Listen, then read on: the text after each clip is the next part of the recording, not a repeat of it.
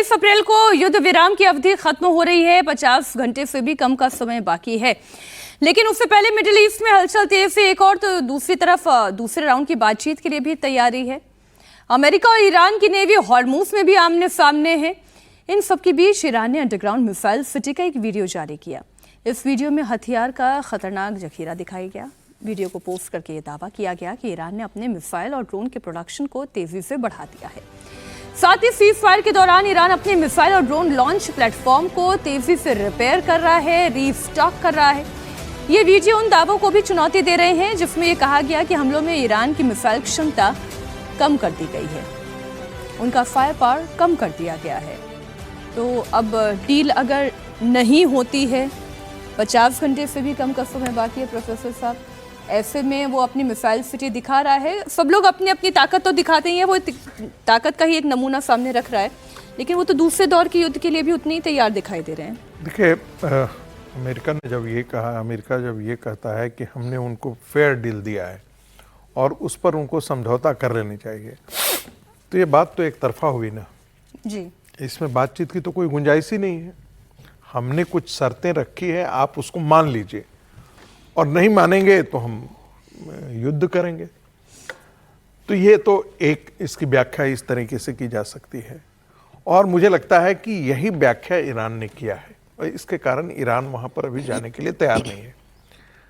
अभी वक्त है, और जैसा कि अभी हमारे दो पैनलिस्ट लोगों ने यहाँ पर अभी बात किया, कहा कि हो सकता है कि रात आते आते उनके मन में, ईरान के मन में भी कहीं ना कहीं बात चल रही होगी अमेरिकन एडमिनिस्ट्रेशन के साथ, और मन फिरे और फिर वो वार्ता की टेबल पर आए। इनकेस यदि ऐसा नहीं होता है तो ये तो अमेरिका के लिए बहुत बड़ा अपमान होगा। मुझे कोई ऐसा दृश्य नहीं दिखाई देता है जहां पर अमेरिका अपना रिप्रेजेंटेटिव भेजा हो, वार्ता करने के लिए गया हो। ये तो ऐसे लग रहा है ना कि हम झुक करके वार्ता करने के लिए हम जा रहे हैं, और दूसरा पक्ष कहता है कि नहीं, हम तुम्हारी बातें नहीं मानेंगे, हम युद्ध लड़ने के लिए तैयार हैं।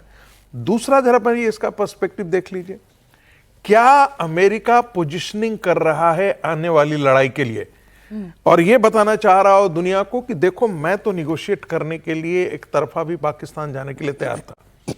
वार्ता की टेबल पर न आने का हट जो है वो ईरान का है।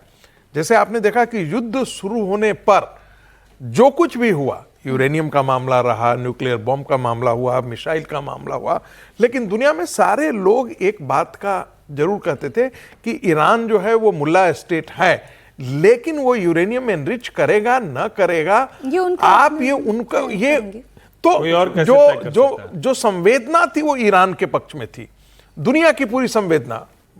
बहुत सारे लोग कह रहे थे कि भाई कट्टरवादी रिजिम था, उसमें मैं भी था, और मैं आज भी कहता हूं कि वो मुल्ला रिजिम है, एक इस्लामिक कट्टरपंथ को बढ़ावा देता है। हूती, हमास, हिजबुल्लाह, ये सब को वो पाल पोस करके बड़ा करके वो नॉन स्टेट एक्टर की तरह दूसरे देशों में वो उसके खिलाफ काम कराता है, तो ये एक्सेप्टेबल नहीं है।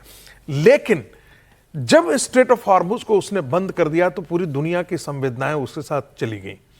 लोगों ने कहा कि अरे ये क्या बात हुई, जब युद्ध खत्म हो गया है, टोल टैक्स आप लगा रहे हो जो तुम्हारा अपना नहीं है, वो नेचुरल वाटर है, वाटरवेज है। यदि तुम्हारा अपना बनाया हुआ होता तो बात समझ में आती थी, वहां पर आप टोल टैक्स वसूल कर सकते थे।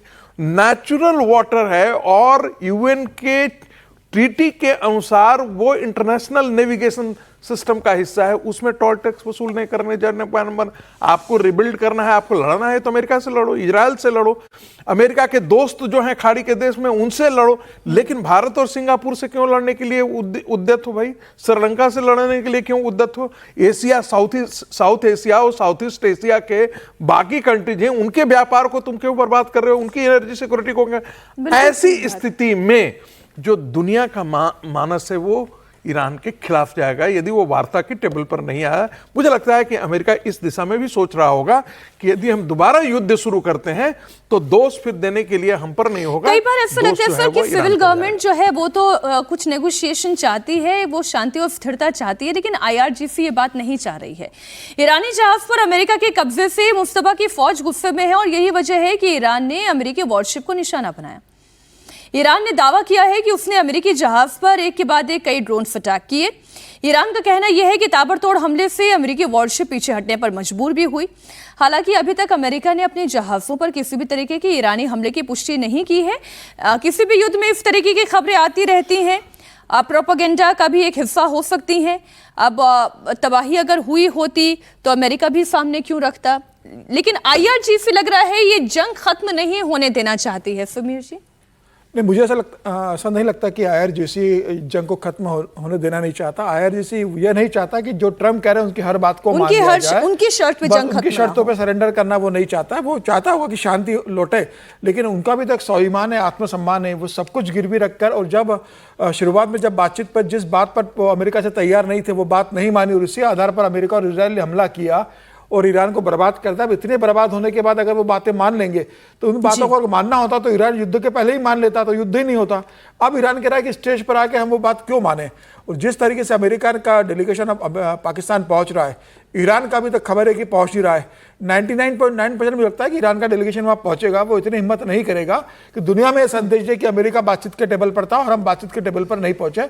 कम से कम वो भारी मन से जाएगा, ये तैयार करके जाएगा कि हमें इनकी बातों को मना करना है। बाद में भले ही वो कह दे कि भाई हमें 2 वार्ताएं अमेरिका के साथ इस्लामाबाद में किए, दूसरी रावलपिंडी में किए, लेकिन अमेरिका की जो शर्तें थी वो इतनी रियलिस्टिक थी या इतनी अव्यवहारिक थी कि हम उसको स्वीकार नहीं कर सकते ना, इसलिए हमारी बातचीत फेल हो गई है। तो मुझे लग रहा है कि वो आएंगे, लेकिन ये तय है कि बातचीत फिर से नहीं चलेगी। अमेरिका पर ही हो पाए कम से कम, ये तो होगा ही, क्योंकि अभी तक आप देखिए ना, कहीं भी किसी की बातचीत में कोई नरमी नजर नहीं आ रही। ट्रम्प जिस तरीके से धमकी दे रहे हैं, ईरान जिस तरीके से कह रहा है कि भाई आप कब्जा करके बैठे हो, हम आपसे बातचीत नहीं करेंगे, स्ट्रेट ऑफ हॉर्मुज में हमारा कब्जा रहेगा। तो पहले से दोनों ने अपने अपने पाले खींच के रखे और उसके वो कॉम्प्रोमाइज करने की स्थिति में नहीं।